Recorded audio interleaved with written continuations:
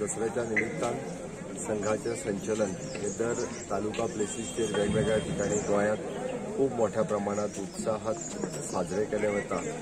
संचलन गेल्या वर्सा कोरोनाच्या महामारी खातीर जावंक नाशिल्लें। हांव दर वर्सा बिचोले तालुक्यांतल्या बिचोलेच्या संघ संचलनात भाग घेता।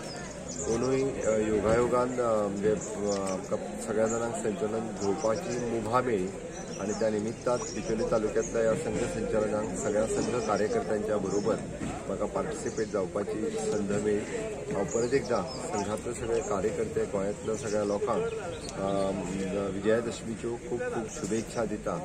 आणि ज्या निमित्तात आमी म्हणटा विजयादशमीच्या निमित्तात की विजयाची गुडी रोवपा खातीर ज्या पद्दतीन गोंयांत कोरोनाचो नाश करपा खातीर आणि त्याच बरोबर सुख शांती आणि वैभव हाजो फुडें व्हरपा खातीर गोंयांतल्या समेस्त लोकांनी वावुरचें ह्योच खऱ्यो विजयादशमीच्यो शुभेच्छा आसा।